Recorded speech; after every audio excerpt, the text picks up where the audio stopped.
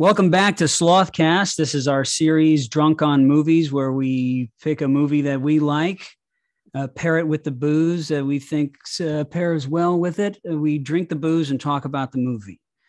Wait a second. Shit. You've got to pause this while I obtain some booze. I was improperly instructed on the rules of this show. Can you hold for a second and I'll be right back? Yeah, absolutely. All right. Yeah, all right. hell yeah. I like this attitude. The Takati hat. All right. I'm going to pause the recording for 1 second and I'll be right back. Okay. All right. Yeah. Perfect. Yeah, because not all our guests want to drink with us, and yeah, that's true. We've people have different things to do during the day. We've dealt with that in the past. This is exciting. Yeah. We've dealt with that in the past. That is fine. That is absolutely fine. But the more, the merrier. Oh, hell yeah! So tonight, what we're drinking, Trevor and I, we're drinking Bogle Petit Syrah, and we watched the show, but it's kind of like a movie, The Young Pope, that is directed by Paolo Sorrentino and starring Jude Law. And I am the Slothman, and with me, as always, is Trevor Beveridge. Trevor, how are you? Good. Just, for this episode, I'd like for you to refer to me as the Drunk Pope. Oh, I see. That's why you're wearing the hat? Yeah, I made a Pope hat hastily, a papal tiara.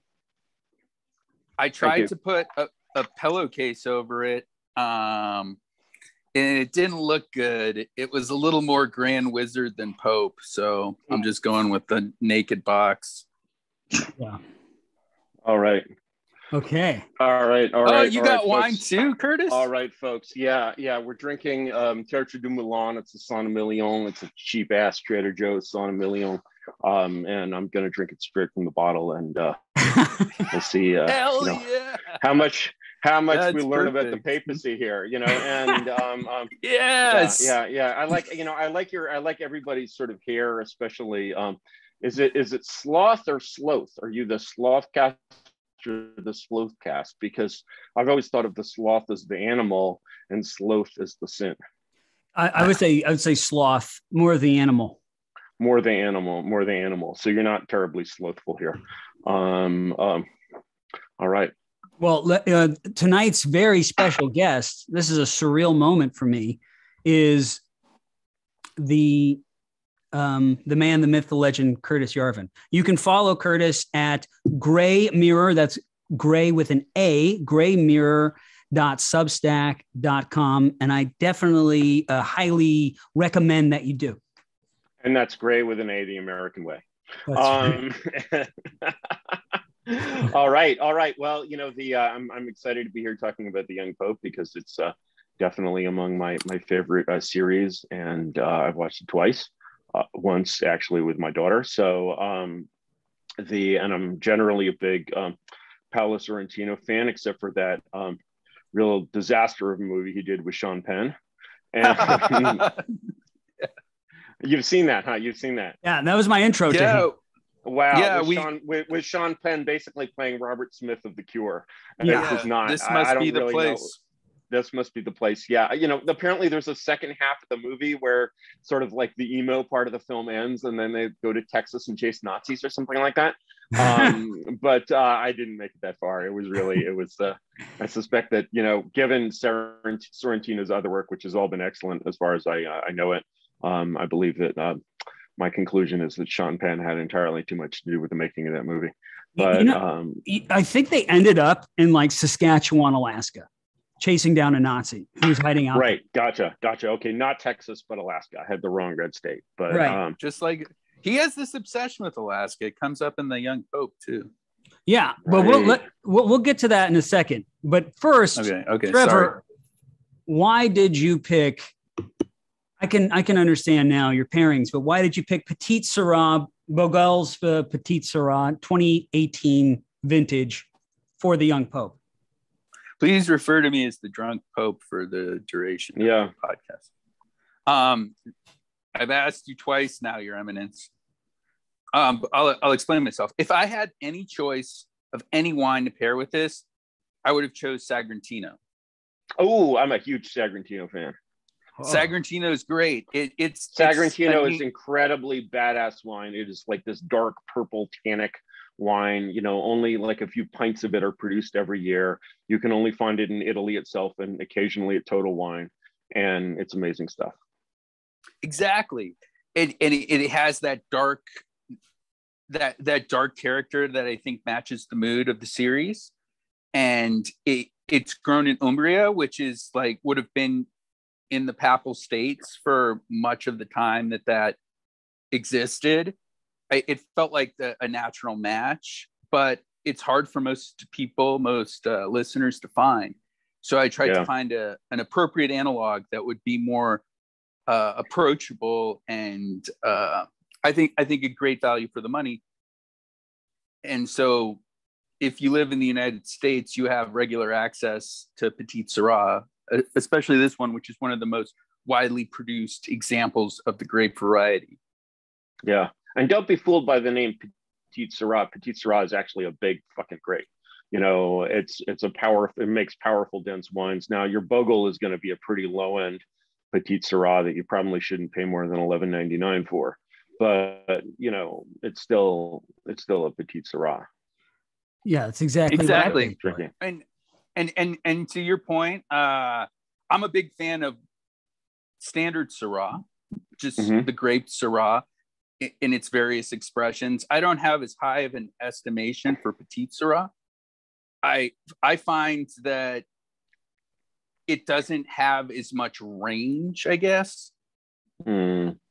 Well, I mean, maybe you haven't had a really good Petit Syrah. I mean, you know, what I would recommend our listeners do is I order my Petit Syrah from this screwed up little winery called Volante, Volante. And if you go there, they have the ugliest labels in the world, which will make you think they have the worst wine in the world. They actually just don't give a fuck. And they have this really, really cheap, really, really dense Petit Syrah that I think they don't charge more than $15 a bottle for it. And it's amazing stuff. And it's just like, you know, it has that, you know, what I'm really looking for in a wine is concentration. I like power. I like, you know, maybe a little bit of finesse, but you know, that's the great thing about Sagrantino. You drink that wine and you feel like you're going to be pissing purple for a week.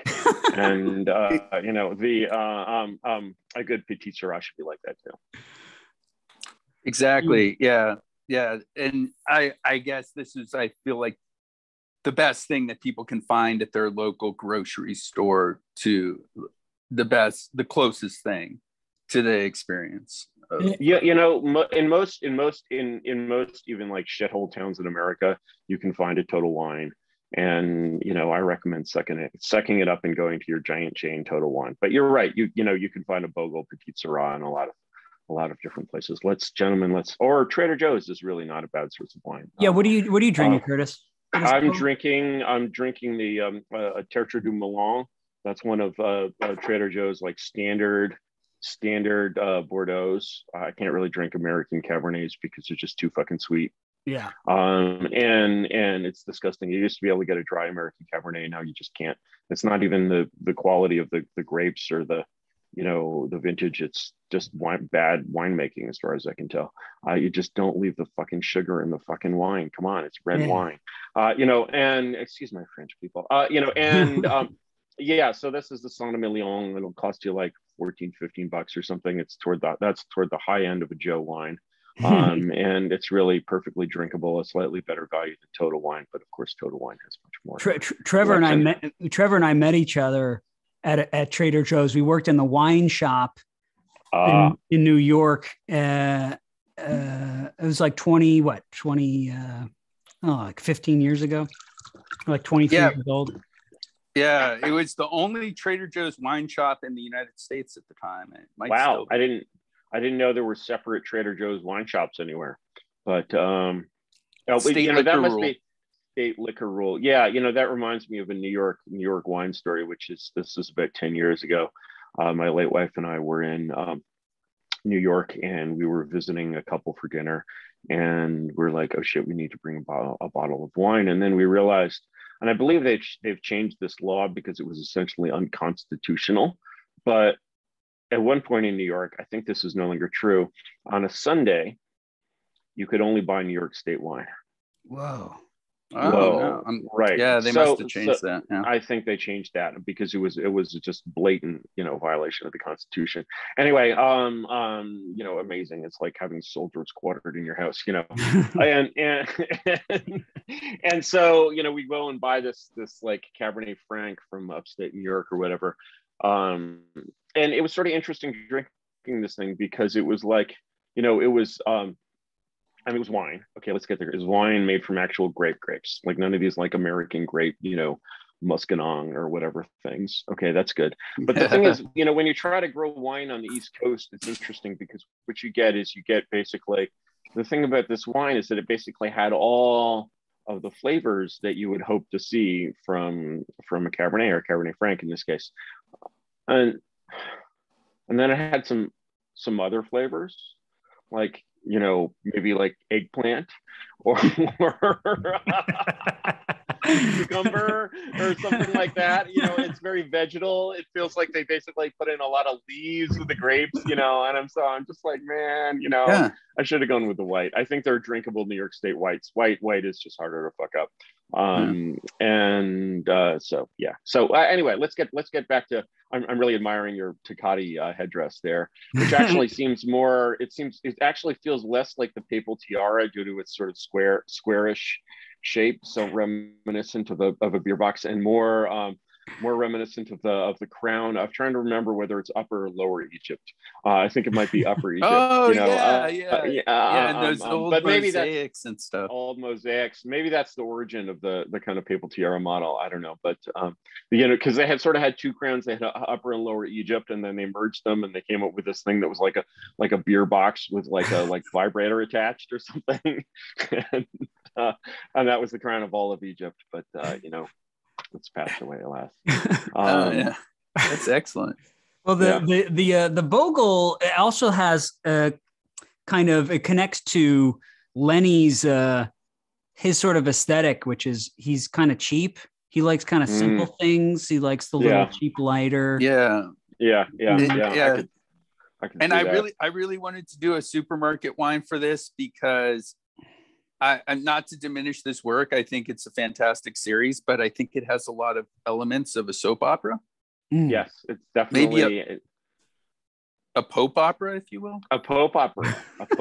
Well, equal parts opera and soap opera. I don't know. I spoke to someone the other day who actually thought the second season, The New Pope, was better than The Young Pope. And I really can't agree with that. The second season would be like, if the Young Pope had not existed, you might watch The New Pope and be like, okay, this is vaguely kind of cool, but there's also definite elements of phoning it in there, despite having John Malkovich. It looks like they were trying to clean up. Let's make sure, we kind of this is a little. It was a little edgy, and the first time I heard about The Young Pope, I was like, holy shit, Hollywood has just like sunk to a completely unprecedented low here, and they're gonna now they're going for like industrialized blasphemy, and they're going to insult all of Catholicism.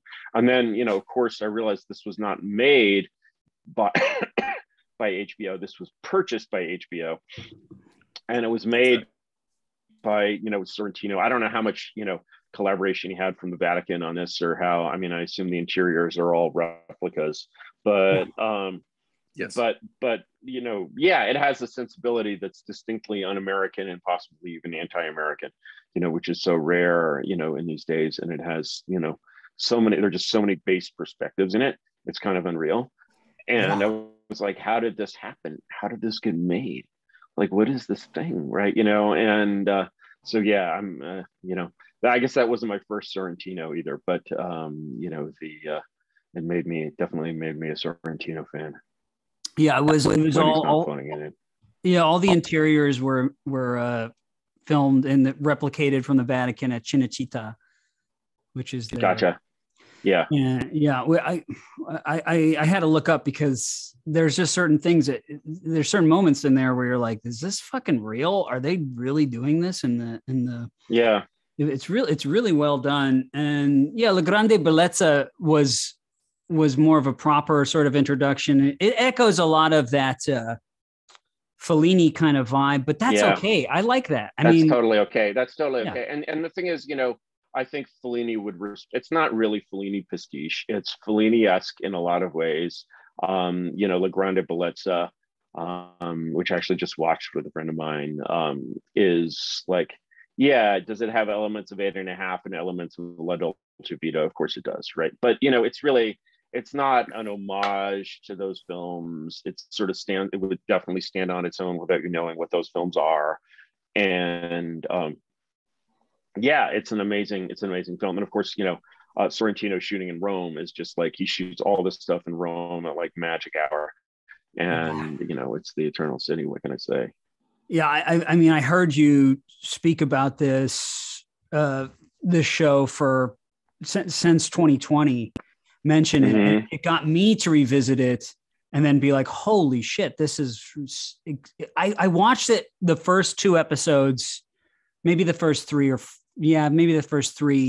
around the time it came out, which was like 2016. But right. It was right at the summer of Trump. It was Trump summer, and right. And it was like Nazis, Hitler, tanks in the streets, and Bedlam. It's all coming.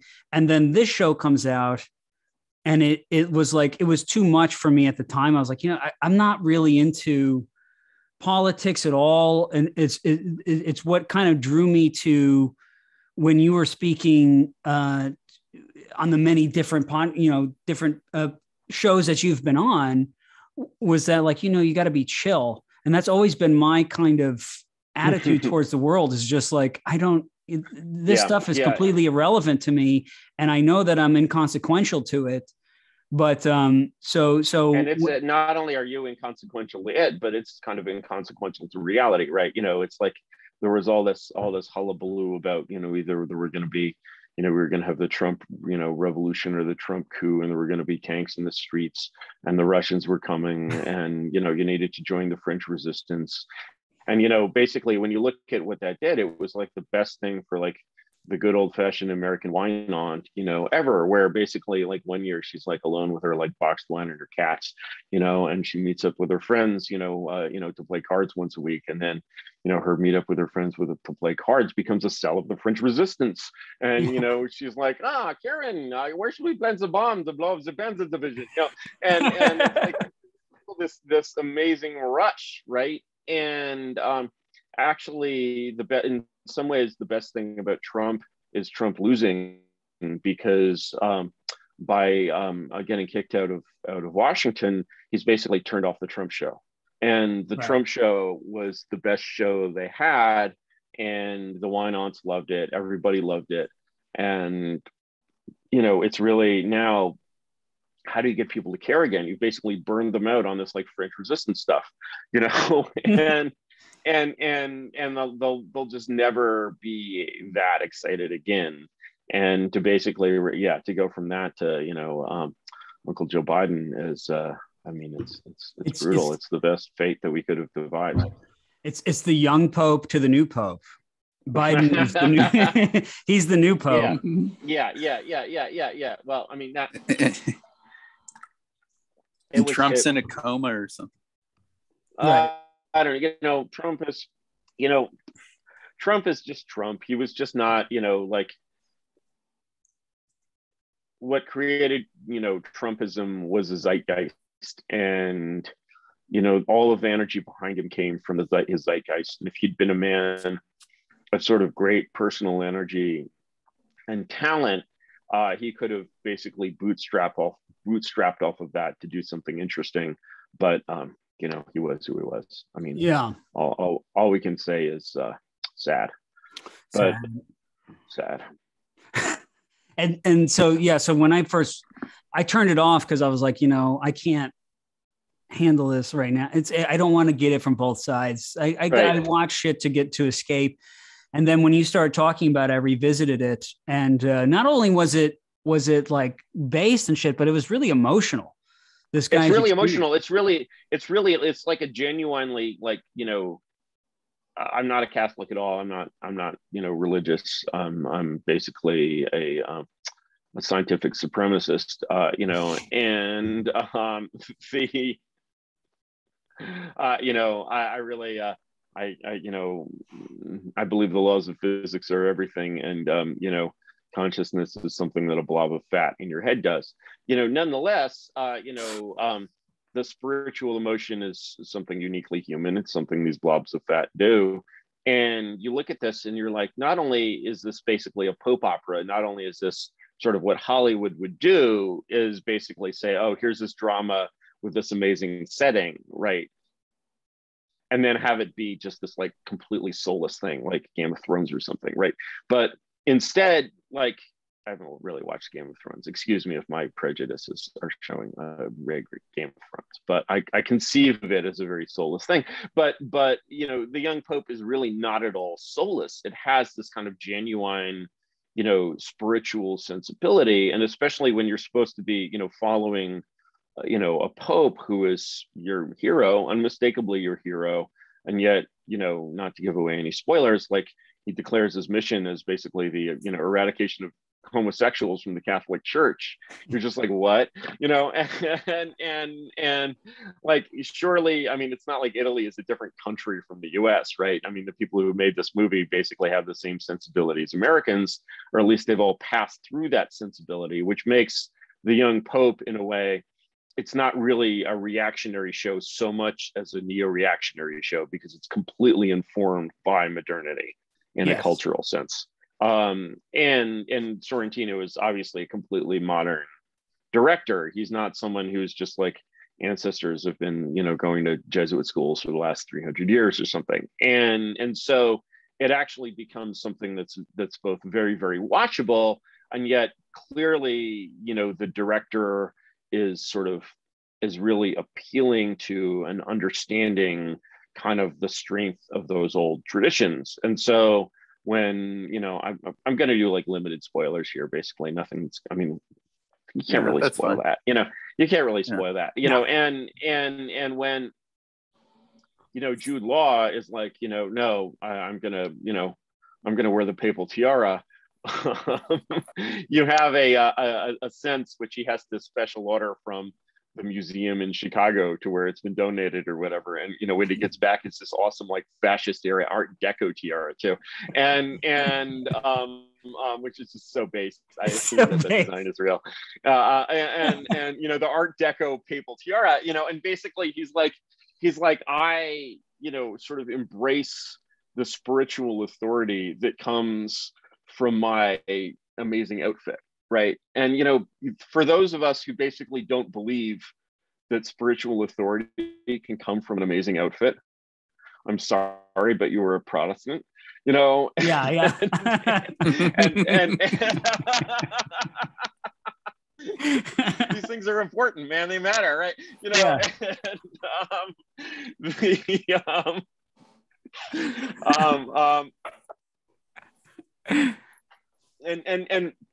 And this movie, you know, 10-hour long movie, basically the series shows this sort of intuitive appreciation of sort of what it would mean to make the Catholic Church Catholic again, right? You know, and like, or another thing that you know, I sort of get interesting different stories about this from. Are either of you guys Catholics? You're not Catholics. Yeah, I was baptized Catholic. Oh, he is. Okay. Yeah, you're like an ex and maybe future Catholic. You were actually a cradle Catholic, not one of these like trad cats, right? Right. You know, totally different kind of person. And as a cradle Catholic, let me tell you how. Let me ask you, how often did you go to confession? Never. Exactly. And you know, and that's like, to me, that's like one of the big tragedies of the death of real Catholicism, because when these asswipes turn Catholicism into Protestantism, you know, based for the only reason to do this was that like Protestantism had like conquered the world, right? But who cares? You know, like, is that a good excuse? No, it's not. And so they basically turn, you know, they're like, oh, we must have our Latin masses in English, you know, and they didn't abolish confession, but they made it something that almost nobody does. And like, except weirdo tradcast, right? And to me, like that, you know, I love the word, bless the weirdo tradcast, right? You know, maybe something may come of them. But you know, you guys are weirdos. All right, you know, and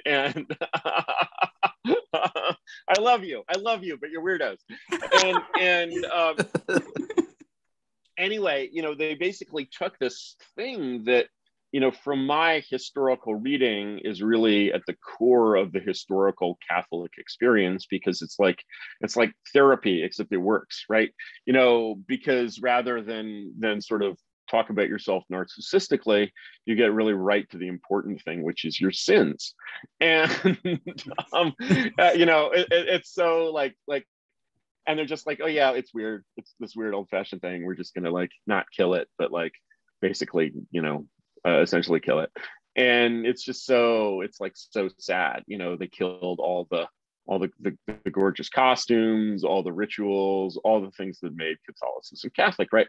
And here comes Sorrentino, and he's basically like, I'm going to show this audience who really has no expectation of, I don't think this was sort of made for Catholics, really. It's more made to basically demonstrate that kind of principle behind Catholicism and sort of what that's supposed to mean, or what's to a completely modern audience in a sort of completely kind of literary and artistic way, because it's really an art film. Like it's definitely an art film. And yeah, it's, I mean, what a thing to see on HBO. My God, like, how does this happen? Where does this even come from? It's so beautiful. And of course, just beautifully shot. You've got Jude Law and Diane Keaton. You know, Diane Keaton is the Pope's mother. Awesome, amazing performance. All the performance, like the acting, this is just absolutely, you know, spectacular.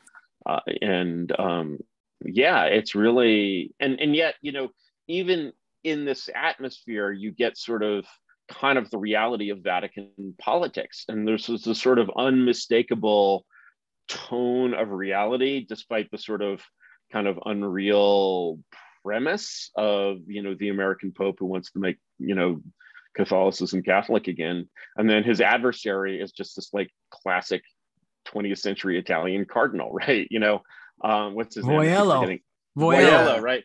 Angelo Voiello. And but then they even humanize Voiello, right? You know, and Voiello is not a cardboard villain at all. No. And you can see things from Voiello's point of view.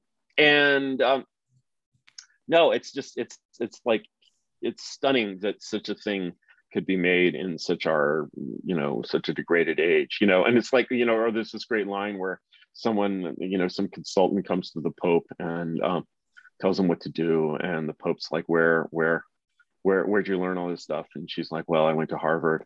And he's like, when I hear the name Harvard, I think of one thing: decadence. Was it decadence? Decline.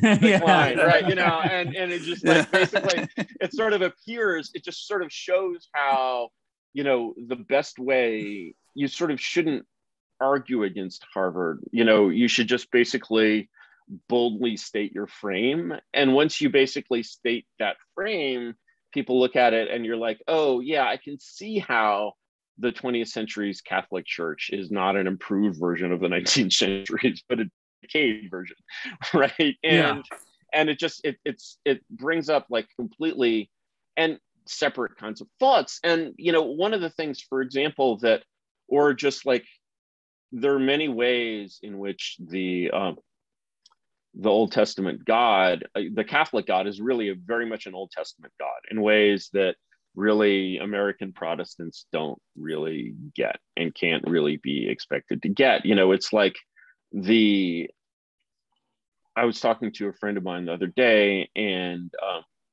she was brought up a Unitarian from a long line of Unitarians. And, you know, we're basically all Unitarians now.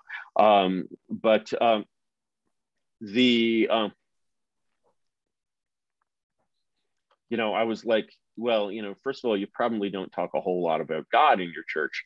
But if you do talk about God, you probably fairly rarely talk about serving God or obeying God, or especially fearing God. Yeah. and you know, whereas like 200 years ago, if you wanted to say someone was a good person, you're like, that's a God-fearing man. Right. And you could sort of parse those words, and they basically meant that this person would not do wrong for fear that, in, you know, 20th century words, God, that would give him bad karma, which basically God would punish by turning him into a beetle or something like that. And you know, just sort of that worldview of basically submitting to, of course, in my frame of reference, a completely imaginary spiritual power is, you know, just sort of lost entirely in the modern world. And the kind of fundamental quality of, you know, not just Catholicism, but say Orthodox Judaism or Islam, or sort of any of these really old hardcore religions, is the sort of arbitrary and absolute character of them. Really, you know, Orthodox Judaism, as one might expect, I guess, is sort of the, you know, the extreme and Old Testament religion, because they're basically like, it's not about what you believe, it's just about following the rules. Right. And yeah. It so happens that if you follow the rules, you will take God seriously, but, you know, it's not a philosophy. Right. You know, and you know, once you get to Protestantism, it's already at least half a philosophy. And, you know, the old religion, the sort of the old kind of roots of religion are not philosophical, they're ritual. And they basically focus on, not on, like, there are many senses in which sort of once you stop fearing or serving or obeying God, but you still believe in God, you start to conceive yourself as almost like a peer of God, right? And so you're getting into this world where you're like fucking around with the first commandment, you know, and this is, you know, but this is sort of the way people see religion today. They see it as kind of a form of philosophy. They see it, and they do not see it as basically a sort of arbitrary and terrifying power above you, which you must obey, at the cost of eternal hellfire. And it's so, like, once your religion turns into a philosophy, I'm like, first of all, I'm sorry, but that's a terrible philosophy. You know, Occam's razor will cut you up every time. Yeah. You know? and Occam's razor will take you, you know, and like, so why even, right? You know, let's just go all the way to atheism, right? Why stop at Protestantism? Yeah. You know, it's like the last subway stop before atheism anyway, right? You know, and so, you know, kind of to understand that is to understand the sort of eerie pre-modern pull of, you know, Catholicism and all other heavily ritualized and arbitrary religions. And so, you know, what basically, and of course we know of the existence of this kind of religious thinking, but we think of it as like, you know, we think of it as this like mummified straw man of itself, like people just going through this, like, you know, gobbledygook hum, you know, total like abracadabra stuff, and not really, and we don't really understand the kind of spiritual sense in terms of like the spirit, the breath, the sense of like emotion. As you said, it's a very emotional, and like, you know, actually this kind of religion is not dry at all. It's actually much less dry and much more kind of ecstatic than fucking Protestantism. And of course, you know, many strains of Protestantism, like in, say, Pentecostalism, have become much more kind of ritual and much more like this sort of, like in Latin America, for example, as you know, Catholicism has turned into this like sterile, you know, largely Marxist philosophy. Sort of the Pentecostals have been making huge numbers of converts because they have an ecstatic, charismatic religion. It's kind of debased, but you know, any port in the storm, really. And yeah, you know, but obviously to see like, you know, the authentic thing of Catholicism with its authentic buildings and costumes, and just like, you know, the thing is, when you're looking at a like shitty little cult, basically in the 20th century, you look at it and you're like, somebody just made that up, right? And when you look at Catholicism, you're just like, ain't no motherfucker could make that up, right? You know, it accreted, you know, I mean, it's certainly a human product, But it is the product of sort of great accretions of culture. And have you guys been to Rome? Have you been to the Vatican or anything like that? Yeah, I've never been to the Vatican.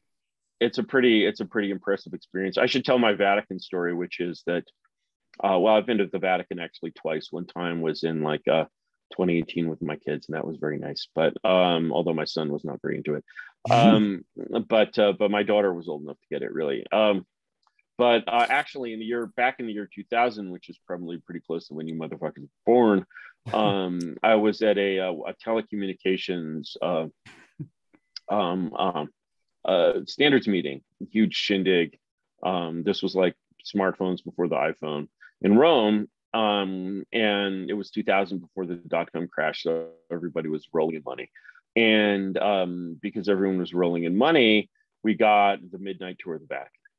Oh. And not quite like in La Grande Bellezza where you have the guy with the keys, who knows the princesses who shows up, but more like you're sort of paraded through on a long tour group through the Vatican at night, and at least it's not mobbed with everyone who's not part of the organization. We were with the WAP Forum. If you've heard of WAP, it stands for Wireless Application Protocol. I thought that was. Okay. I thought it was wet ass pussy. Yeah, exactly. Yeah. No. You guys are so young. It's Wireless Application Protocol, and they changed the name anyway. It's now the Open Media Alliance, I believe. Actually, what was even funnier is that I worked for the company behind WAP, but before I worked for the company behind WAP, I worked for another competitors of theirs, which was kind of out of the loop. And when we saw, which was, it was a good company, but it was out of the loop. And when we saw that this organization had been founded, we were so out of the loop that we didn't sort of know anyone personally involved. And so we didn't know how to pronounce it. And we figured that since it was mainly, except for this American company, a European thing, it naturally seemed to us that it would be pronounced the WAP Forum. So anyway, so in Rome, we're in Rome, basically, on this tour of the Vatican on behalf of the WAP Forum, right? And we're like, okay, the only thing I know about this tour is I'm going to see the Sistine Chapel, and I guess I can be. This marks me as a Philistine, but I'm going to tell the story anyway. We're there to see the Sistine Chapel, and what I know the Sistine Chapel is, it's famous, and it's a frescoed ceiling.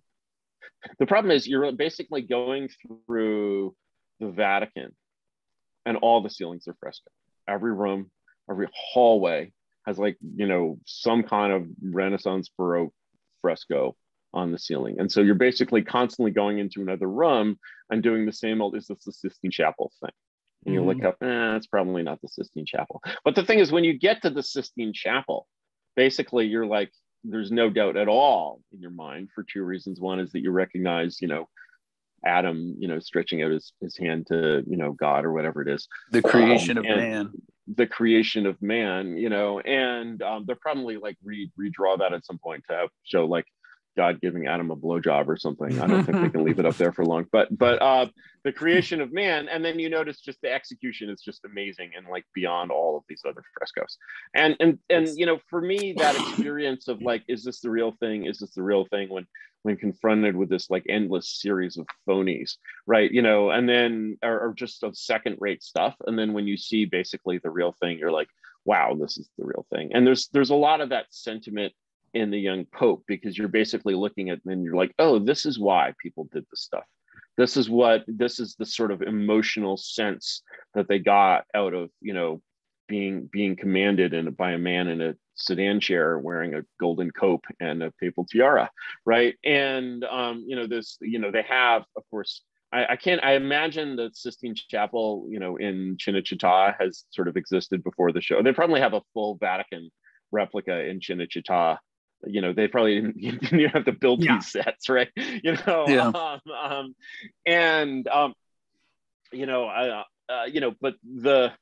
of course, maybe the right word for it is sublime.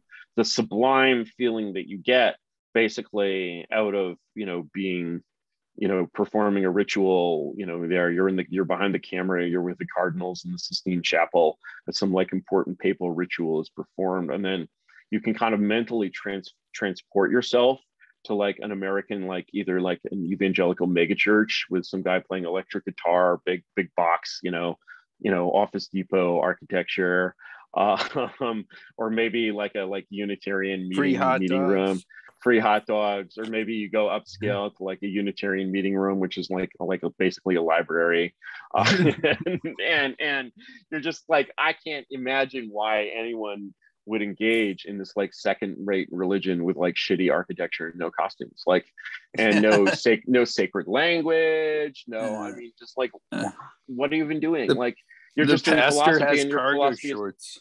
The pastor has cargo shorts. That's right, and a Hawaiian shirt. And he's actually just one of you. He's like right. Just one of the guys. And he was a youth pastor until he was 45, and now he's just a pastor. And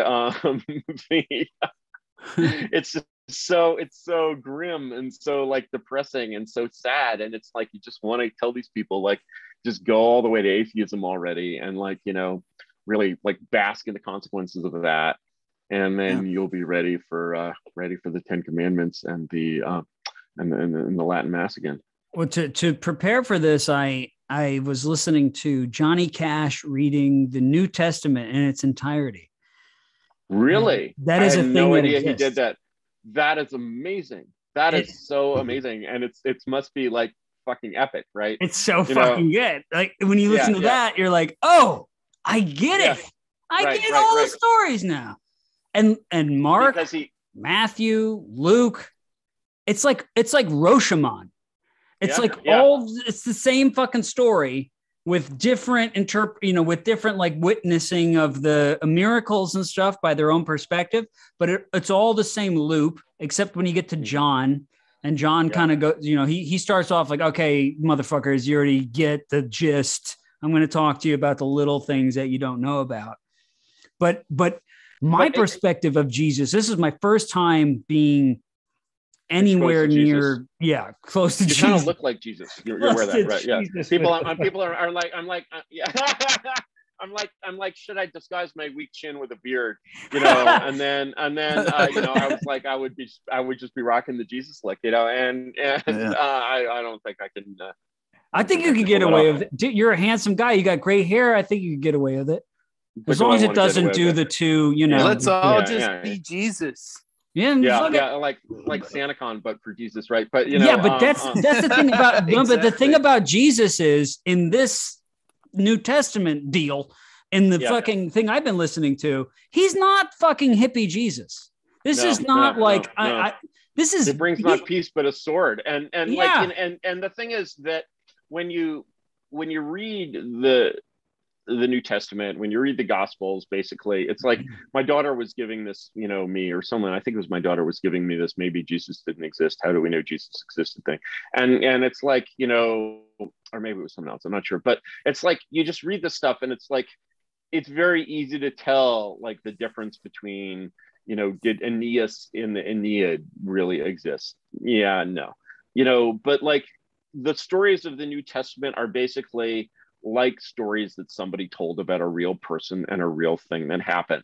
It's like when Peter denies Jesus 3 times, it's just, you're just like, he's like, I don't know that motherfucker. Jesus, man.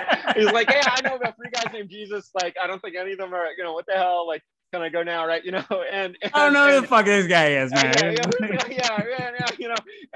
And like, it's so real. It's just like, so, it's so, or like the story of Judas, right? You're like, I know that guy, right? I know that motherfucker, and I mean, really, of course, what you need to couple with your Johnny Cash reading the New Testament is you need Samuel L. Jackson reading the Old. Does he do that? Is that a thing? But he should. He should. No, it should be. It should be another thing, and I will strike down upon you. Exactly. And now and here's an idea, I have a lot of good, I'm a technology guy. I have a lot of good technology ideas. And if anyone from Apple Computer is listening, I have an idea that probably, or maybe, that other company, I won't even, Apple is better than that other company. if anyone out there is listening, I've got a free idea for you, which is that why is it not possible to get Siri in celebrity voices? Yeah, Celebrity that's a good branded idea. Siri. That is technically possible. And so basically, think about the number of people that would pay like $1 a month for Samuel L. Jackson Siri. You know, where basically he's like, proceed to the right. And 300 feet, take a left, motherfucker. He's like, the path of the righteous is at the next right. You will proceed to the right. Yeah, that's like it would great... just brighten everybody's day. It would brighten everybody's day. 50 cents a month. You know, the actor himself gets 10%, 20%, 30%. Oh man, you know, like this would be okay. Let's return to the Young Pope, which does not have Samuel L. Jackson in it, although arguably there should be a third season, The Black Pope. Yes. Ooh, yes. There has never been a Black Pope. There has never been a Black Pope, but what if the Black Pope was an African American and it was Samuel L. Jackson? Could be. There should be motherfuckers. Based as shit. Could be motherfuckers. Right. I think there could be a Black Pope in our lifetime, friends. Yeah. But I don't think it'd be Samuel L. Jackson. No. But you probably have a soft spot for Cardinal Syrah. You know, I don't mind Cardinal Syrah, you know, but he's no Samuel L. Jackson. I mean, no. But yeah, I mean, you know, the point about now I have to listen to this Johnny Cash. Oh, it is the only way to engage in the New Testament. When I listened to the New Testament, when I went to Catholic Mass in 2019 before all this COVID shit. I went there. I sat down. I went because, you know, maybe I was writing off of maybe a Jordan Peterson. Maybe I should give this a try. Maybe I should go and figure it out for myself. But I was sitting there and I just was so bored. I started checking out the girls that were in there. And one of them looked at me and they were like, "Are you fucking kidding me? We're in oh, shit. Right, you fucking hippie with your Jesus shirt. And you're fucking exactly. Like, what the fuck? Right? You're like in there, you're like the young Big Lebowski, right? You know, and the priest is like, he started talking about fish. You know, he's like, and then the Lord brought us out in the boat with the fish, and he caught the fish. I'm going, what the fuck are you talking about? And then at the very end, he's like, remember, the Catholic Church is a social justice institution. I was like, what the fuck? This is like the Holy Trinity of the Sacrament. It's the oldest church on the Upper West Side of New York. Of course. And it's completely paused. And it's so tragic. Yeah. You know, I think very, very dire measures will be required to save the church. Yeah, I mean, it's you know, I had one other idea, which I think most viewers will see as straight up blasphemy, but I want to encourage you to continue to consider this possibility, because I think that you know, Catholicism has had this idea pregnant in it for a very long time, and if we're looking at basically a new Catholicism that's still Catholic, but is actually just really fucking intense. I think, you know, besides the Latin Mass, the ornamental this, the ornamental that, the real architecture, the like, you know, your God is there to be feared, and all of in the confession and all of these great things. I'm going to add one element. Are you ready for this? Yeah. So we're going to call it the Acid Catholic Church. And the sacrament will actually be in the wafer. Right. Oh, you see. Yeah. All right. You see, right. You know, and so this will, you know, you can't do this every week, right? It's like the mysteries of Eleusis, like once a year, maybe even once in a lifetime.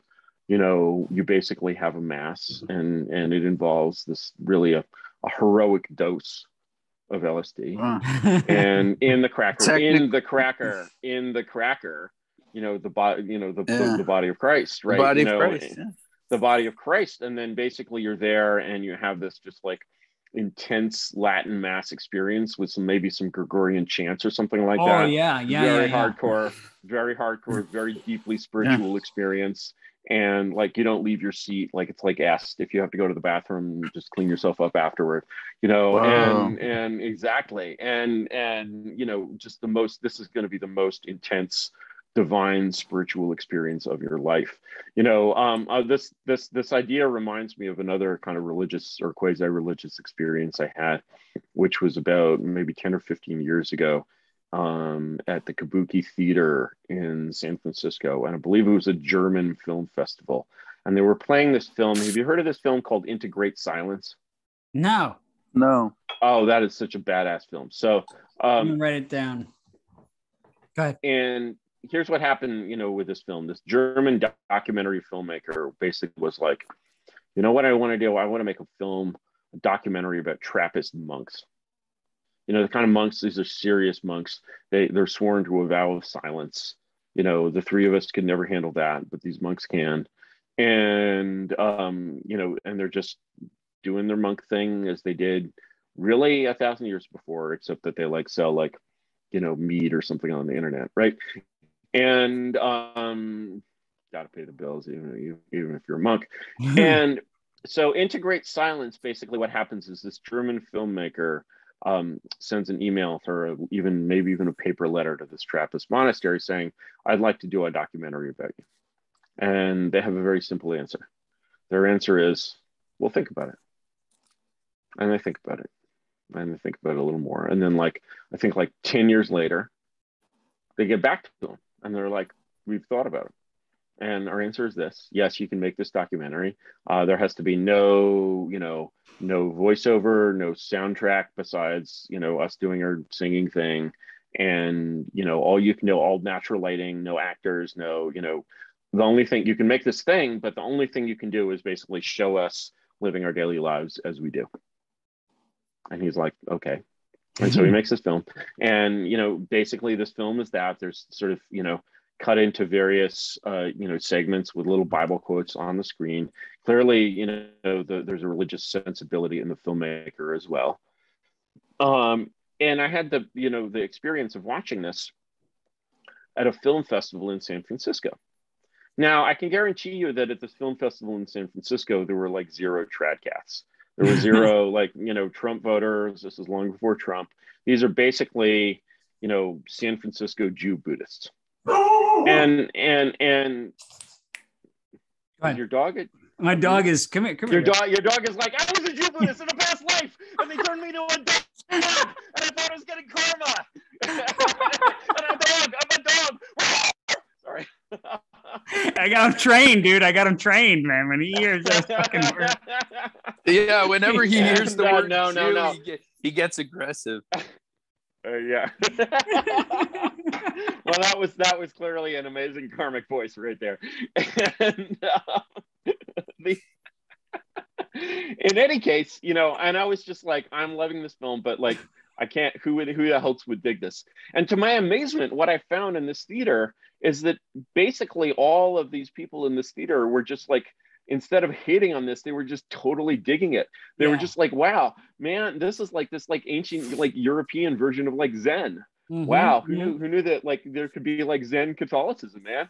You know, and it was actually it was almost a Unitarian moment. It was an ecumenical moment, right? You know, these like Jew Buddhists had basically realized that actually these like crazy like Catholic motherfuckers, you know, who probably like kill Jews or something, you know, like actually had the same kind of spirituality as them. And basically the sort of the nature of religious experience was not too different. And so you could basically show this intensely Catholic monastic spiritual experience, and basically people could just like translate it into the Tassajara Zen Center in their minds. And you know, and that was I don't know. You should watch the film. It's really, really good. Drop some acid first. But sorry. You have a guy. You got a New York guy I can call. Alas. Are you in New York? You're in yeah, Upper West Side. Got it. Yeah, I don't think they have any acid around there. Yeah, I don't But think so. Yeah. No, not even any weed. It's not even. not even any weed. Basically, Yeah. it's like, once upon a time in the days of the Stuyvesants, you couldn't walk down this the Madison Avenue without smelling weed. But today, it's all the smell of mint and roses or something. Yeah, I was in New York. Dog piss. Dog piss, right? Yeah, I was in New York. A couple of weeks ago, and I took a cab from JFK to Hudson Yards, and we're just driving down. Yeah. I don't know if it's Fifth Avenue or whatever, and there's this like giant trash fire on the street at like 11 o'clock at night, and it's just like you're in, the sort of it. How do you feel about New York these days? Is the Escape from New York time coming back? Is it getting wild out there? Yeah. That was my sense, is that things were really starting to pick up in terms of getting interesting in New York again. Yeah, a little bit. It's interesting, but also boring, because it's almost like the people that should leave won't. So, right. So there's still like Uggs and all these right. like luxury goods going on. You're like, this is not matching the piss smell. Yeah, right. And then you have sort of the piss smell, and then you have like unpaid publishing interns, with working off of daddy's trust fund, wearing the UGG, and it's not not a pleasing sight, That's what I was those thinking. Are absorbent shoes. I was saying about like the 70s and how great the 70s movies were, and if there would be a return to that. And my theory is that there'll be a return to like cheap of movies that are cheaply made, but instead of getting the kind of interesting stuff you got from the 70s, it's just going to be lame shit. It's just made on the cheap. And that's we're actually, some friends of mine are actually doing an underground post-woke film festival in New York in a couple of weeks. So if you Google the NPC Twitter, NPCC, I believe is their account. Okay. It's the New People's Cinema or something like that. And NPCC, you said? Yeah, and NPCC, like NPC, but with another C on the end. Okay. Like it's a non-player character. So, And you said limited? Sorry. Yeah, no, I think it's basically, it's a shambolic free event. It's, I think it's free. I don't know. Okay. It'll be wild. It'll be wild, and it definitely will not be politically correct. And I think I'm going to do a couple of events there. Oh, no shit. Yeah. NPCC event. That's N as in Nancy, right? N as in Nancy. PCC. Okay. Yeah. And I'll put NYC. I'm just trying to get, because I guess I could just listen back to this, but okay. All right, I'll put that on there. All yeah, right. you guys should hang out. Yeah. I mean, I'm a good wingman, Curtis. I'm a good wingman. You may be. There's too many women in my life. It's really problematic. Yeah. What can I say? No. You're a hot commodity. I need to actually cull them. I mean, it's really a problem. It's a good problem to have, enough about me. Let's get back to the info. No, wait, New York. No, it's like the thing. It's sort of so fascinating in my lifetime watching New York go from like 70s New York to like 90s, let's clean the streets up, and sort of have this kind of brief Indian summer of order in these cities. And what people forget about the sort of Indian summer of order, which they think sort of happened naturally and has nothing to do with basically what other people call mass incarceration, and stop and frisk policing, and sort of all of these kind of somewhat reactionary policies really came back. They didn't allow police to like beat people of color with complete impunity, as was done in the past. But it was like, if you were a gangbanger and you went into Manhattan or lower Manhattan, where you're not supposed to be, what would happen is you would get basically harassed by the police. That was what stop and frisk really meant. Stop and frisk meant, number one, if you brought your piece there because you intended to have some kind of mutual combat gang battle, That wasn't going to work. And number two, you were just going to get hassled, you know, you were going to lose your weed, you were going to like, you know, and you're just like, man, you know, like, why even, right? You know, Right. And one of the things people don't understand about the lower classes, and especially the underclass, is that they're kind of very conservative with a small c.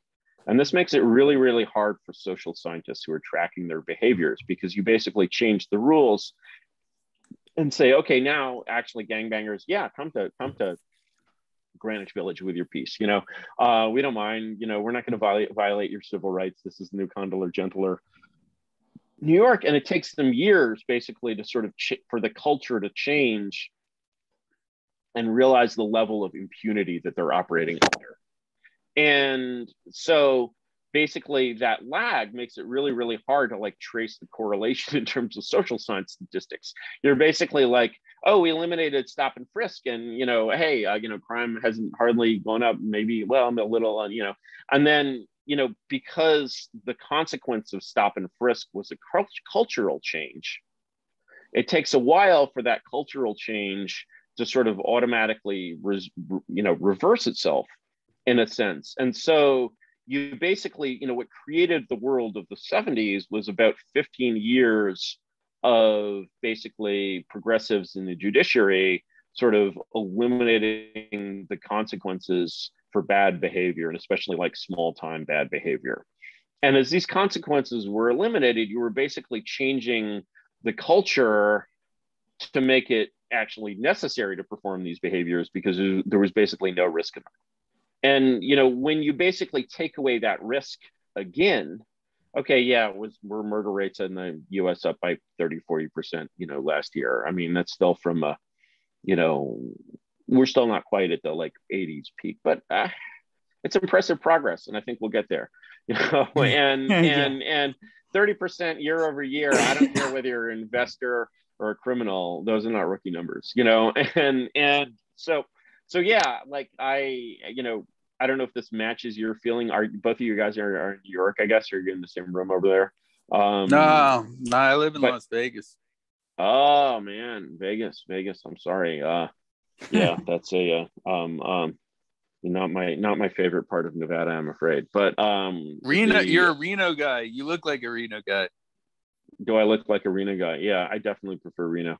And actually, and the thing is also, you know, Reno, you know, becomes more classy if you say it like, I mean, it's originally a French name, right? Like the actor Jean Reno, right? And you know, if you say when people say Reno, you know, when you say, you know, Reno, you say no, you know, and no. Anyway,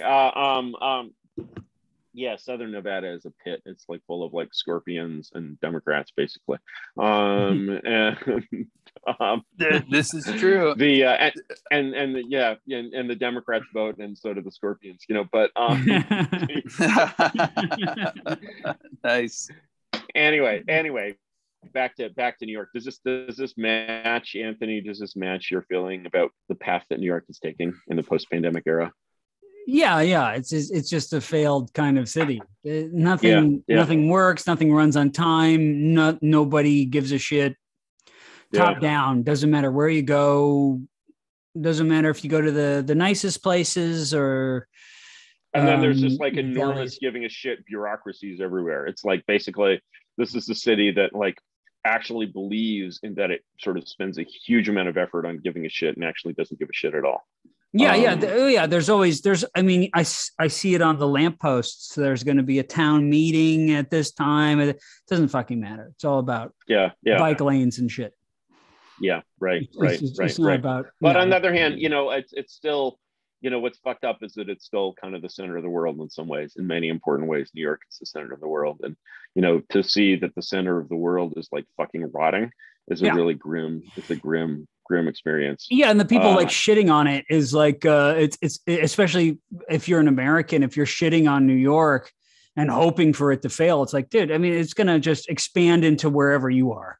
Yeah, you know, exactly. Like New York in the 70s wasn't even on the verge of failing. It wasn't like, you know, were like media companies leaving New York in the 70s. No, I don't think so. You know, it just became increasingly dystopian. And this is something that people don't really realize. I had a at this event recently, I had an on-stage debate with Mike Anton. And he great guy, lovely guy, but he's still he's kind of a normie in some ways. And one of the sort of very cherished beliefs of the normie conservative that sort of they have in these dark times is that this cannot go on. And somehow shit is so fucked up, God is not going to tolerate it, and shit is going to break. And, and I'm just like, man, this is cope.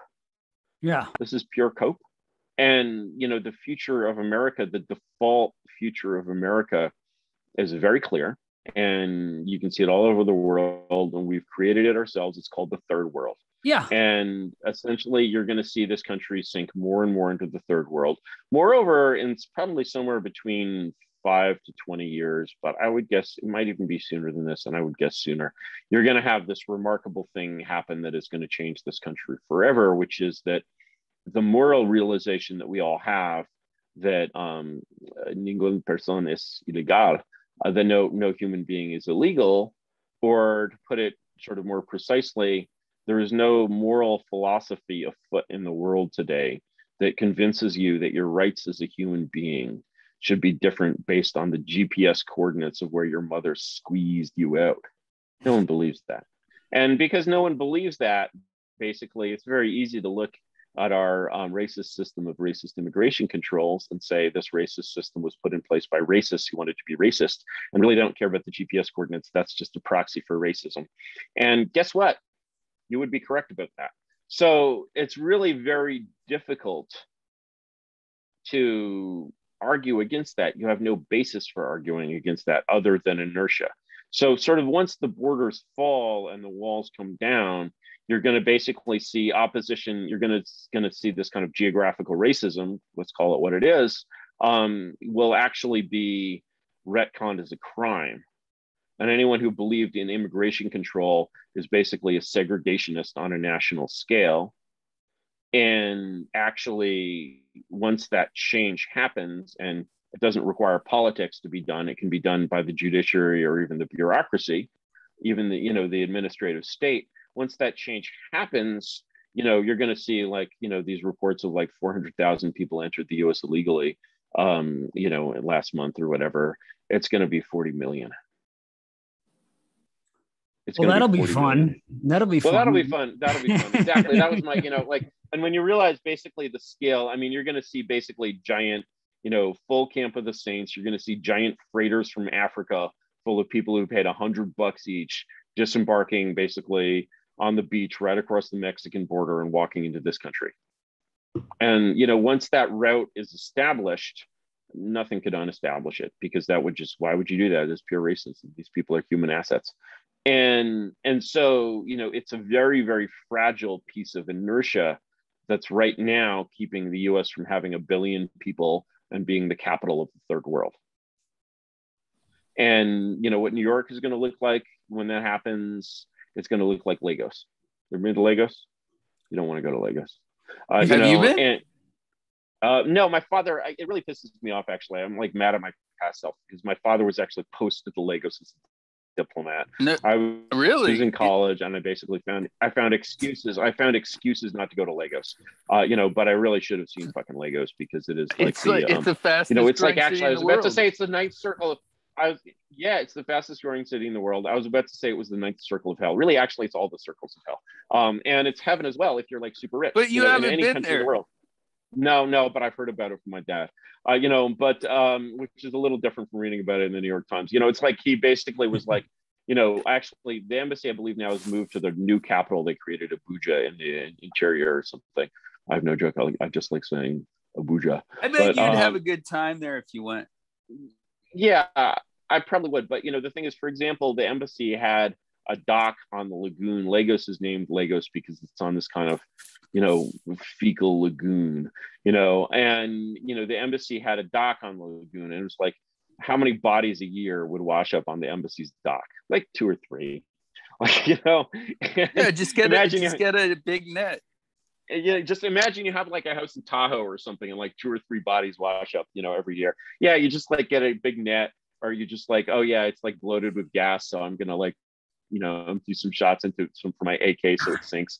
I mean, like, this is a different, like, this is what we live in is not reality. Like Lagos is reality. And Right. and so it is. I mean, it's the fastest growing city in the world that has to be the fastest more growing city real in the world. Than what we experience, right? This is where like, most people want to go in a certain area.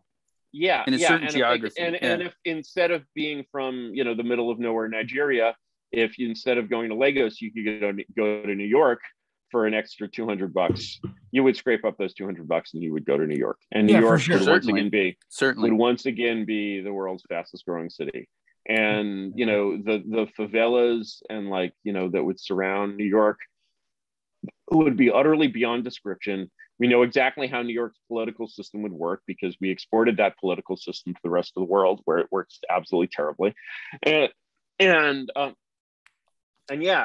course, that would involve basically, the end of politics as we know it in this country. Not that politics as we know it hasn't already ended, but it would be obvious. It would basically turn the whole country into the political equivalent of California, the sort of final boss of a one-party state. And that, like, it's really hard for me to see what keeps this from happening. And it's almost like it just should. It's just inertia that keeps it from happening. And once it happens, basically all like good and people will be like, okay, yes, this is obviously the right thing. Like borderism, is just racism, and no person is legal. And how could we have, like, it's like people wondering, like in 2016, how they were ever against gay marriage, right? Or interracial marriage, or any of these sort of battles that have been won will be won. This is kind of the final battle of sort of the progressive dominion. Do you think it has that much sort of potential in terms of growth? Because to me it seems super stagnant. What seems super stagnant? In terms of just like pushing through things, whatever. Well, the thing is, all you have to do to basically break the borders wide open is break shit. All you have to do is basically disable, a government agency, which is really not that hard. And so basically sort of cutting a hole in this already very flimsy wall that we inherited from like the 1920s or something is like very, very easy. And it's like, in Roman history, they had this too. They had what was called the Edict of Caracalla.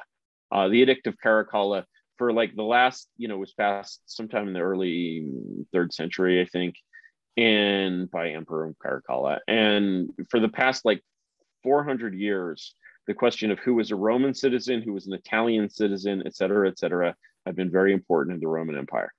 And Caracalla settles this, and he basically says, everybody's a Roman. If you're in Nigeria, you get to vote in Roman elections, right? And of course there are no Roman elections because it would be ridiculous, right? But you're a Roman citizen. And so essentially the extension of de facto American citizenship to the entire American empire, whether certainly that extension becomes a thing if they can actually get their asses onto the right GPS coordinates. But even then, it's just like, wow, everyone who believes in American values is an American, and they don't even have to believe in American values, so everyone is an American.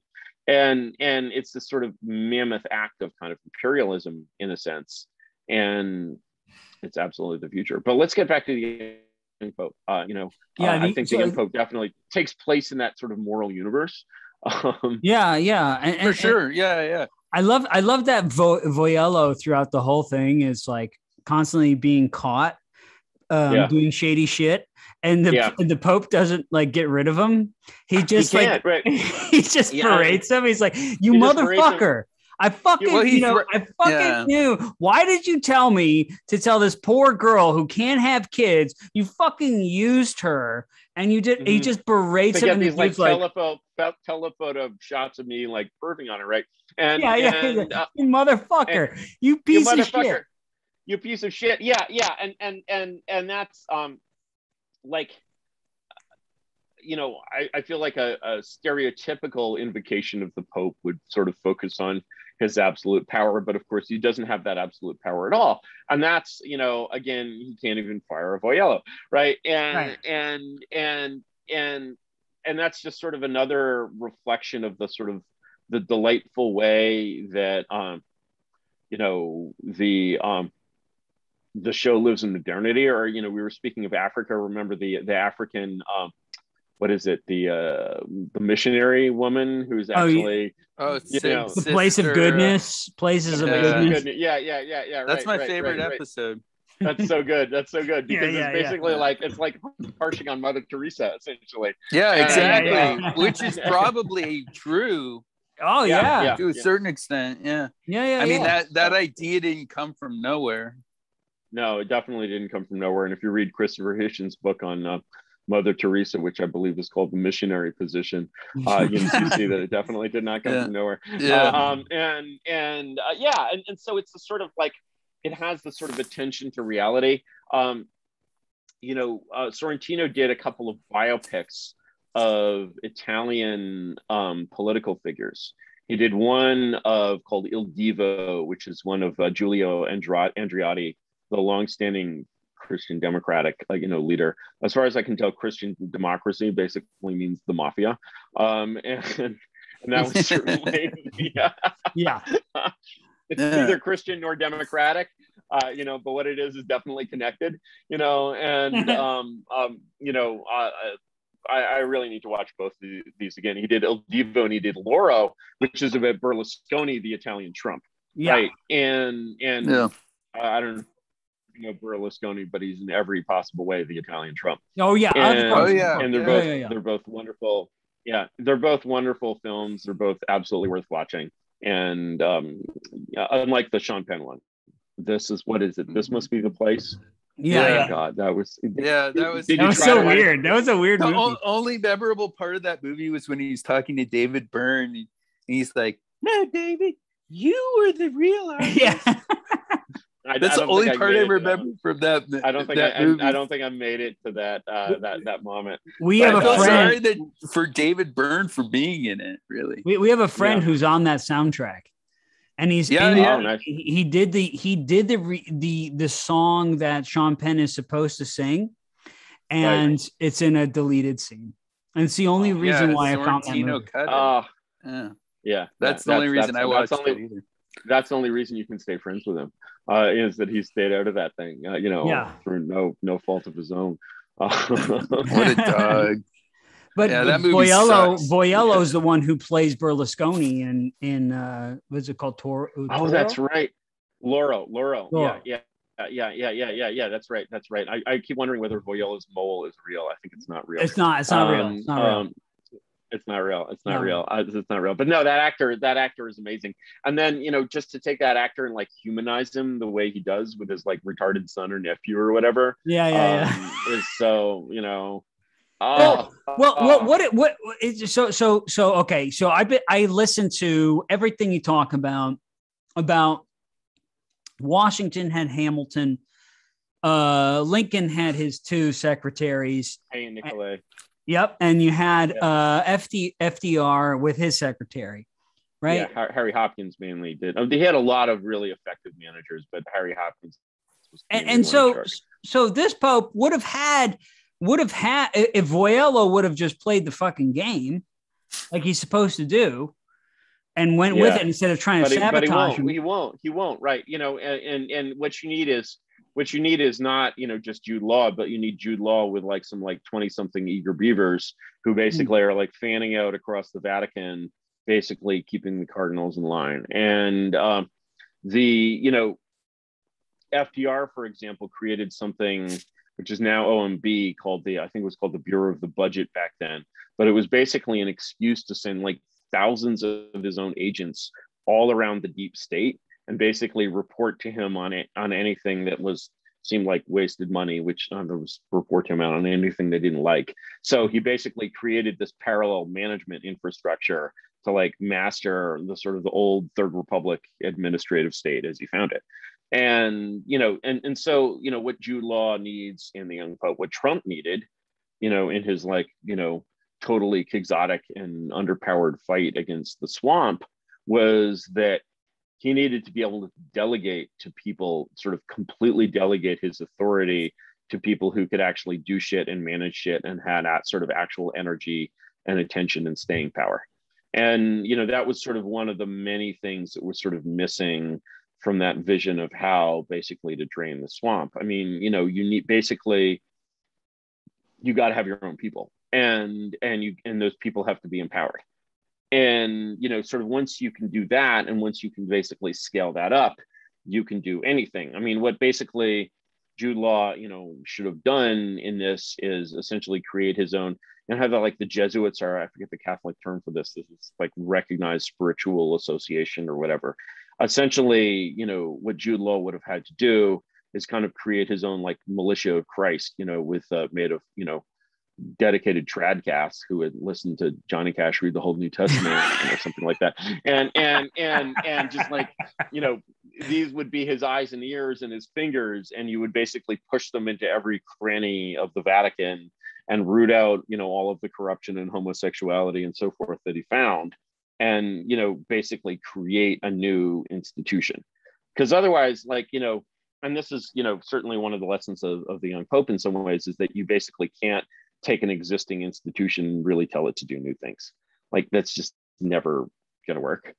And that's what happens at the end of the show. Yeah. Essentially, he just becomes kind of like woke a little bit, and is like, all right, They pull it back slightly, you know. Slightly. It's sort of accepted slightly. It's an acceptable compromise for dramatic reasons, you know, but still, if you take it as it is, they kill him off.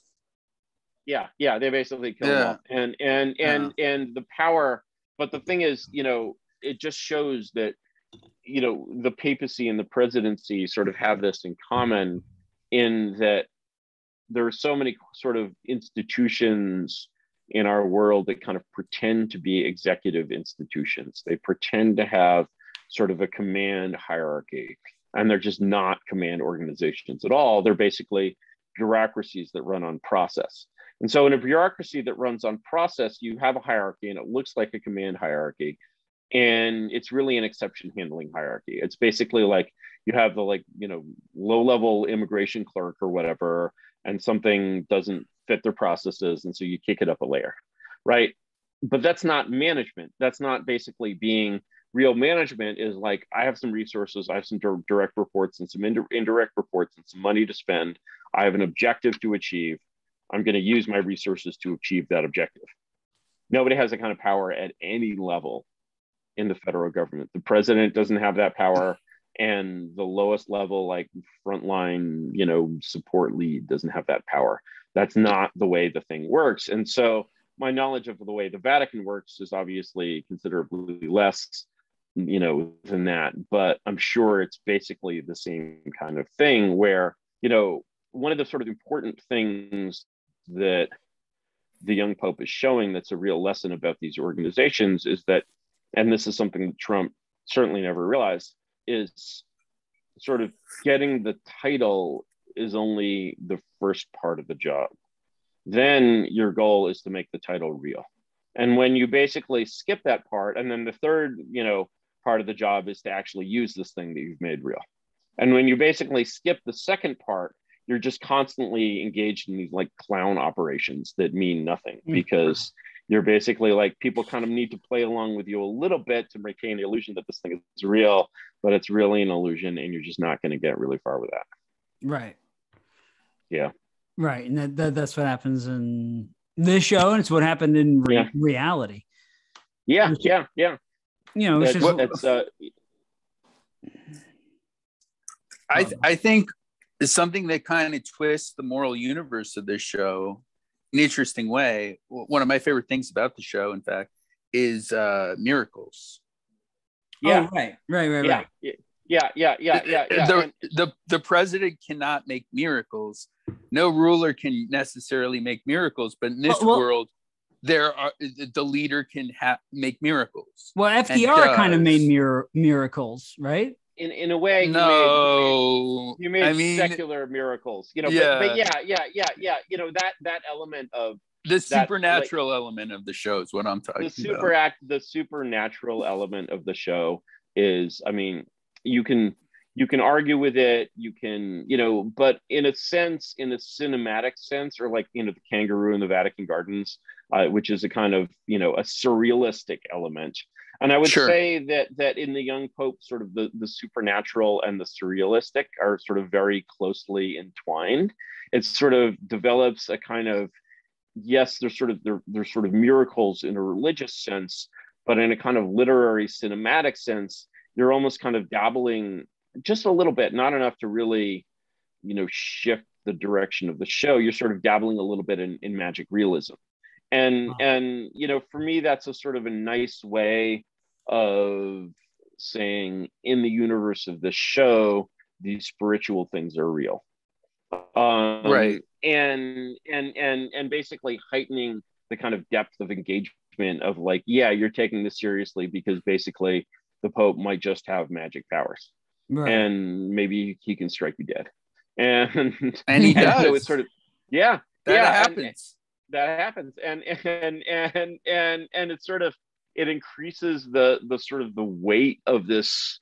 It's like, sort of both Integrate Silence and the Young Pope have this kind of the same problem in some ways, is basically take these people who are living entirely inside modernity, and they're living in this sort of debased, it's not that they're atheists or sort of believe in science.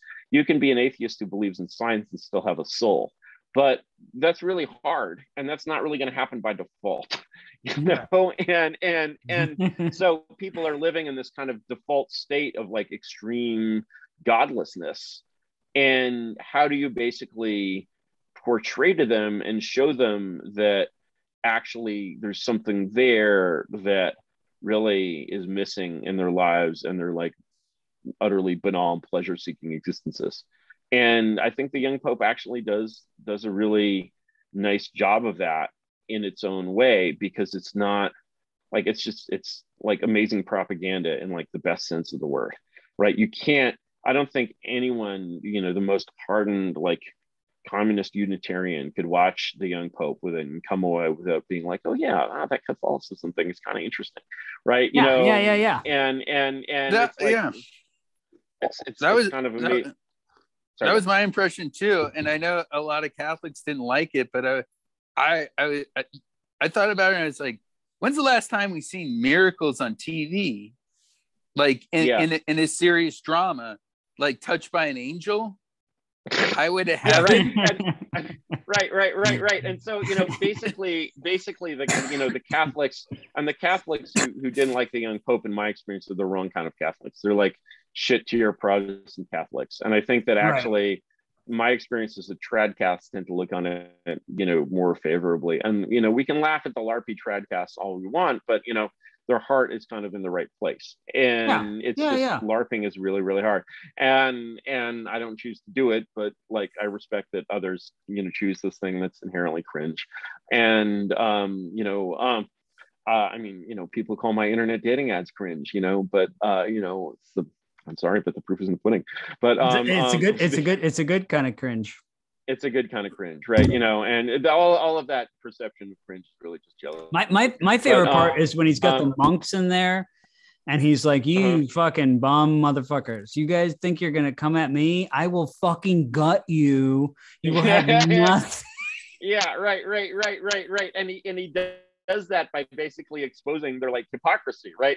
And so it's a sort of nice mix of like, definitely has this like Sopranos element to it, because Jude Law is definitely like, he's sort of above all of this Vatican politics, but he's also in it, and he's like a man of this world, and he actually can play the game, which is awesome. And people are like, oh wow, this guy's totally out of touch, we'll just run shit for him. And he's like, yeah, not so bad. He's like, not only am I watching, but God is watching. Yeah, exactly. You should think about that. You should think about what God would think of your activity. And if a normal ruler does that, you're like, okay. But then this dude performs miracles, so you have to take it a little more. you have to give them a little more, like, yeah, you have to respect this motherfucker, you know, and like, well, the like miracles are like they're ultimate power move. The miracles are like a replacement for sort of just like competence. Yeah. Because if anything we witness now is incompetence. I mean, you see it everywhere from the top down. And so as soon as you get one guy in there who's fucking competent and knows how to fucking just run shit and knows how to say, stop, no, we're not playing these little childish games. We're doing this thing now. It's a picture of, I mean, the young Pope is a kind of, it's a picture of an awakening in a way. It's a picture of basically something that's kind of dead and asleep and moribund and not really what it pretends to be. And Jude Law is like, no, I'm going to make this into what it pretends to be. And I'm going to restore the substance to it. And you know, yeah, it's, I mean. Well, how do we get, how do you get people to sort of go, okay, we're not playing games anymore? Well, you know, that's a fascinating question, which extends sort of way beyond the scope of essentially, you know, the young Pope. And I think that, you know, if they're sort of like, I really try to avoid cope, right? I'm not a cope person. I'm like, the situation is very, very grim. You know, on the other hand, you know, one of the assets that people have, it's interesting that you asked that question, because I'm basically like, sort of the only path out of where we are basically involves sort of people doing exactly that. And I think that a lot of conservatives expect that the spirit under which they do that will be a very grave and virtuous and serious spirit. Our society is not really capable of the grave and the virtuous, and like, we're not Spartans, man, you know, like, like, and so when you basically, you're saying, well, you know, there's this sort of great change or great upheaval that must come about, but the expected way of it to come about, which is this like 18th century LARP of like, you know, virtuous men banding together to, you know, protect virtue and, you know, American ideals and institutions or whatever. And when you try that, you know, in real life, and you try it as hard as you can, it turns into like, you know, a cross between the Malheur, you know, wildlife refuge and January 6th. It's just a complete shit show. And with Viking helmets and libertarians, you know, and I'm actually surprised no one in the Capitol riot took off their shirt. Remember the libertarian guy that he was a candidate for? He was on stage at the convention and he was making some kind of libertarian point, and he like took his shirt off, and you know, he was not built like a bodybuilder. That would have been a display of power. It was not a display of power. It was a display of cringe, right? And so these things are all like really, really cringe, which shows that you've just totally sort of misthought who you are and what you're trying to do, and you've basically mistaken America of 2021 for America of like 1721 or something, and you're like, these stern and righteous and virtuous and godly people have had enough of this suppression. Fuck that shit. That's never going to happen. And but the thing is, what people, you know, are really, really good at now is they have this amazing, they're amazingly frivolous, they're amazingly ironic. They're basically a nation of children. And, you know, and they have the playful quality of children. They have the weakness of children. They have the short attention span of children. And therefore, if you're designing something, a game for these people to play, something for them to do that matters, it really needs to be designed as something that's essentially childish. And so you look, for example, you know, remember Storm Area 51? Okay, that didn't actually happen. But for me, that was a hell of a lot more promising and interesting than January 6th or even President Trump in a way, because it was just like, here's this thing where we're going to have fun, like, but the thing where we have fun in this frivolous and ironic and jokey way is also going to do something real. Didn't happen in this case, but you know, like, well, there's nothing real at Area 51 anyway, as far as I know. So it was kind of, you know, but if you're basically like replace Storm Area 51 with like Storm the Fed or something, you know, and so there are senses with which, you know, and this was kind of the sense of the people who elected Donald Trump. They're just like, you know, there's this line from this German writer, you know, Ernst von Salomon, you know, what we knew we did not want, what we wanted we did not know. And you know, people have no fucking idea what they want, but they don't want this. And so the challenge, and they're just really prepared in a way that only a child would be, to basically just be like, fuck all this shit.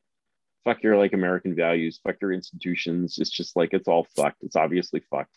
And that's a very sort of ironic, nihilistic, very modern kind of point to make. You're basically, everything in the way children are brought up in, you know, today's world teaches them to like find the box they're in and start coloring outside the box. And this is not a nation of law-abiding rule followers anymore. It once was. That is completely dead. It is a nation of frivolous, ironic children. And so the question of basically how you coax some kind of effective collective action out of frivolous, ironic children is a very, very different question from like, let's be Paul Revere and organize like the Minutemen or something, right? And sort of all attempts to basically fake that potentially, you know, fail because Paul Revere is not in the building, you know. But the sort of the quality that is interesting to me in the young Pope is that sort of, it is this fascinating combination of the ironic and the serious.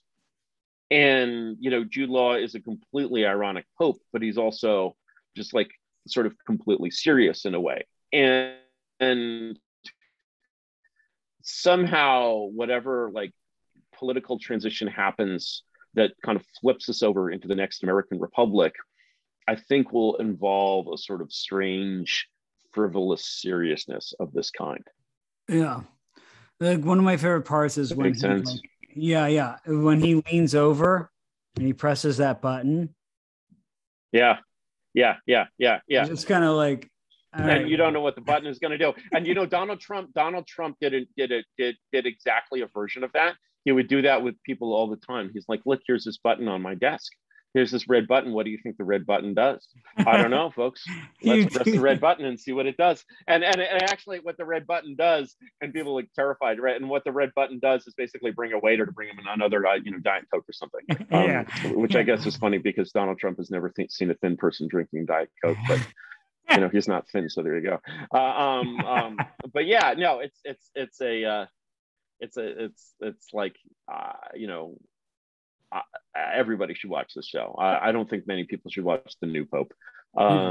It's all right. It's you know, has its moments. It definitely has its moments, but like only moments. Whereas basically the young Pope fairly rarely misses fire. You know, sometimes you're like, you know, but mostly it's like it's really delivers what great art should deliver, which is essentially a completely different way of seeing the world. Yeah. And taking it sincerely, I guess. And taking it sincerely and taking it respectfully. It's sort of ironic yet respectful, which I just didn't believe was possible, really. Like, and so, yeah, I think you know, everyone should see it. Well, I got to run in a sec. I hope I'm not making this podcast too short, but this is fun. Perfect, any last conversations you guys want to have? Trevor? Who's your favorite Pope? Straight up. Who's my favorite Pope? Straight up favorite Pope. Well, you know, I think that basically the you know, there's sort of two answers. One is Pius IX, who was he's the reforming Pope, and you know, the Pope that sort of, he's a young reformer that's basically swept into office on the revolutions of 1848, and he's like the reforming Pope that Carlyle is writing about in the Latter-day pamphlets. And Carlyle is like a reforming Pope. That's a completely you know, impossible thing. And Pius IX himself realizes this and goes from being like a young reformer to being like the most reactionary Pope ever in the modern world. Of course, you know, if you go sort of backward into the past, you get to periods I don't really know, you know, sort of well enough to name the popes, but you're like, you know, you've got popes that contended with the Holy Roman Empire for the, you know, the supremacy of the world. You know, you have really yeah, I mean, that's a sort of a different period of the papacy. Like the modern popes can't even, you know, they can't hold a candle to that stuff.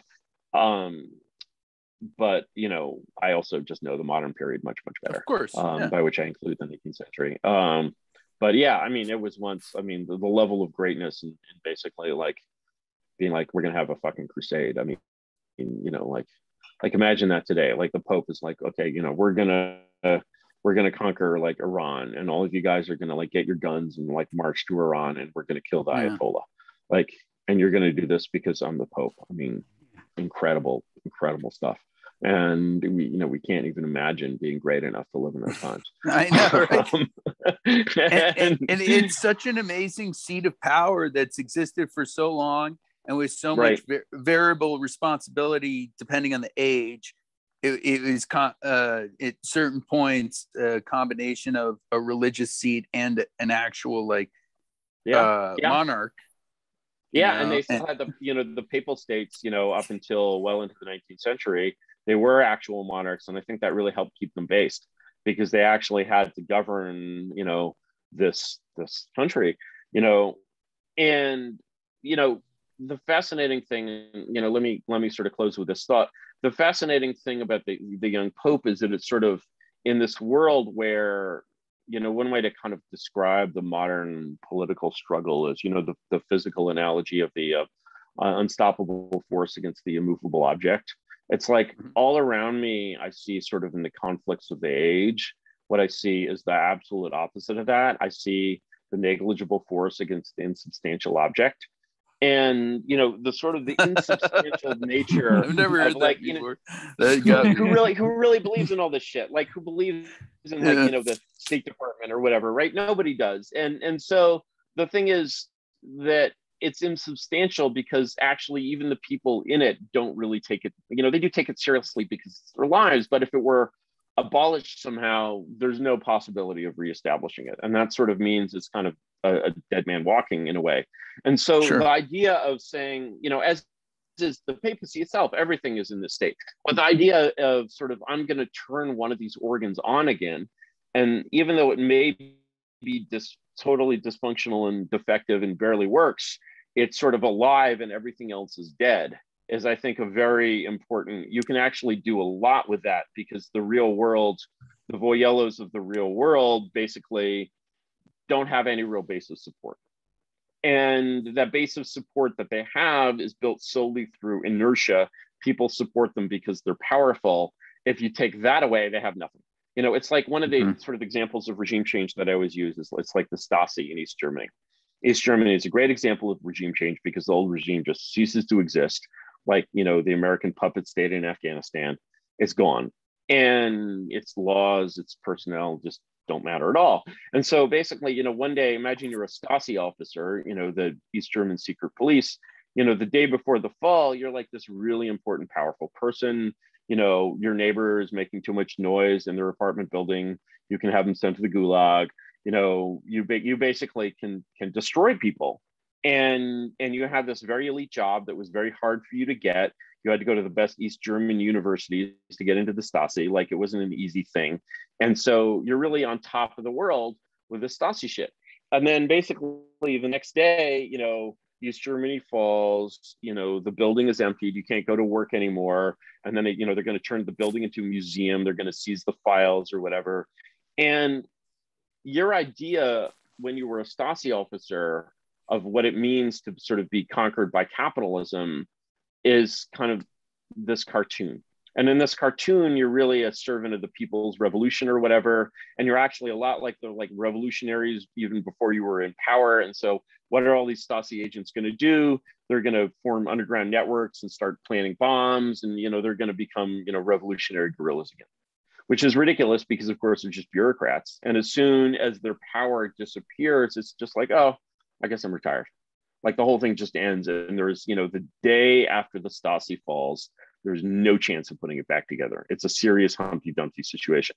And, you know, the ability for basically to sort of restore an old moribund focus of power and kind of use it to push Humpty Dumpty off the wall is something that you sort of see clearly in the young Pope. Now, Humpty Dumpty never falls off the wall in this case, but basically, if you can get the modern world's Humpty Dumpty to be in like piles of egg on the ground, like Humpty Dumpty is never coming back. And the converse of this is basically essentially what, say, the Trump administration tried to do, which is they were sort of elected to go up on top of that wall and push Humpty Dumpty over. They got elected, they got up on the wall. It was a long way up. They lost their nerve. And they're like, I'm just going to poke Humpty Dumpty lightly in the egg, right? And Humpty Dumpty pokes. He looks down. He's terrified. He sways back and forth. He rocks a little, and then he comes back to, and then he screams in his like high-pitched egg voice for all the king's horses and all the king's men. And all the king's horses and all the king's men could not put Humpty back together again. But Humpty is fine. Humpty is still on top of that wall. And guess what the king's horses and the king's men really can do? They sure can fucking tear you apart. And, that's what happens if you get up on that wall, to push Humpty and you lose your nerve. It's very easy to lose your nerve because when Humpty is gone, you actually have all of this responsibility. You're actually in charge if you can push, the deep state off the wall and shatter it into a million pieces. And that's what Trump was elected to do. Nobody actually knew what it would mean. He didn't know what it would mean. And everybody basically just lost their nerve. And, the great thing about the young Pope is, does Jude Law really succeed? Well, that would be a spoiler, but he doesn't lose his nerve. Yeah. And he knows sort of, he has a sense of the sort of dramatic majesty of his position. And so that's another reason why I think that, this is a 10-hour cinematic experience that will endure, and you should watch it. It's out on, I guess, you have to can you buy it? You must be able to buy it on Amazon if you don't HBO have Max. HBO. It's on HBO Max. Yeah. HBO Max. Got it. All right, guys. Well, this has been super, super duper fun. Cool. And really appreciate it. And let's broadcast this to the world. And if you like my shit, you can come read me on graymirror.substack.com. That's Gray with an A, the American way. And it's been a huge pleasure, guys. You should absolutely. Thank you so much, Curtis. Thank you so much, Curtis, for coming on. All right. Really appreciate it. It's been a great experience. Thank you so much. All right. Take care, guys. Bye. Cheers.